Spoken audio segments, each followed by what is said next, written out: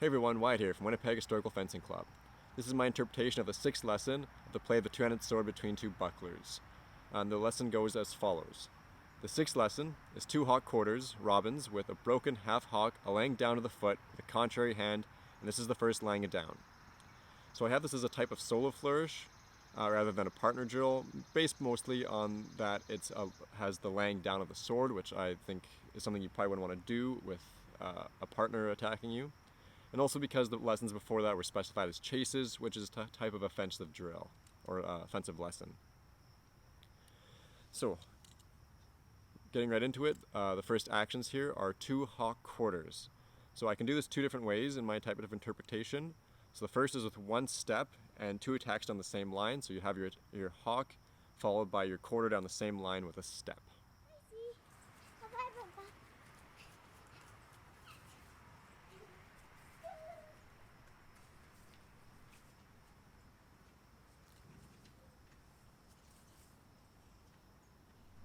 The second way we can do this is doing our 2 hawk quarters with 2 steps, with our hawk acting more as a feint, and then our quarter would attack down the opposite line. So I would do my hawk with a gathering step, followed by a quarter on the side that would hopefully be open.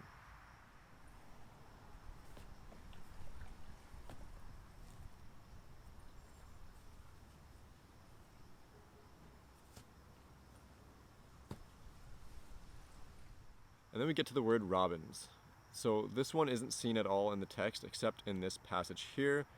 So that makes us wonder if it's an unknown technique that we haven't heard of before, and if that's the case, who knows what it is. We don't really have a lot of context to go off of. But there is a good chance that it's just a typo, because a lot of the words are misspelled quite frequently in the Harleyan. Even in the same line you'll get some words like roundy misspelled multiple times. And that's kind of what we're going with here, is hoping that this robins is maybe just a roundies, just misspelled. So that's essentially what we're doing here with this lesson. So that gives us our 2 hawk quarter roundies, essentially. I can do this 2 different ways as well. I can do it as kind of a single action where my hawk quarter rounds is kind of this flows into each other. So I will show that one first.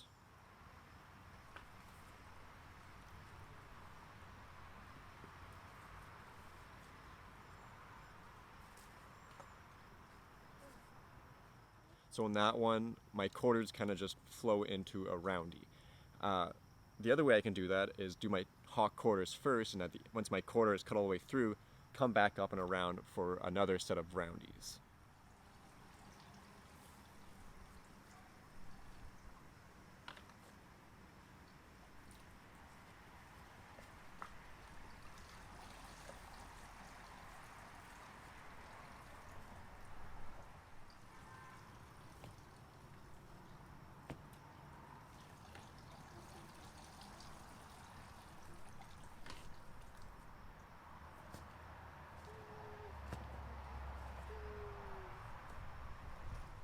And then we get to the last line there, or the last part of it, which is the broken half hawk, a laying down to the foot with a contrary hand. So my half hawks are essentially half cuts that start in a point forward position, where my regular hawks are point back, my half hawks are point forward. You just pull it back and snap it back down. So it makes sense to start that half hawk from a roundy. And then the broken aspect would be essentially that it's parried, is the way I would interpret that. So you're doing a half hawk, it gets parried, driven aside, and from there you're going to use your contrary hand, probably your left hand in my case, and then lay it down at your foot, or essentially put the point down. So that's kind of what leads me to believe that if my interpretation would be right, then that would lead me to believe that it's a solo lesson, because you wouldn't want to put your point down in the middle of a fight, or even a partner drill, really, essentially. So I'll show essentially this broken half hawk, just starting off a roundy.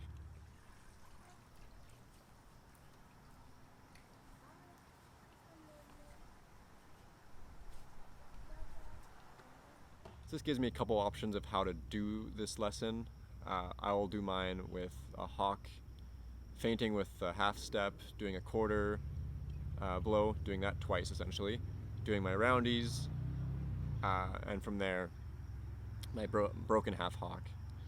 And one thing I'll mention as well that I didn't at the start is that there's no footwork specified, so I kind of just do what fits, and yeah, I'll show you what my final interpretation is that I like to play with.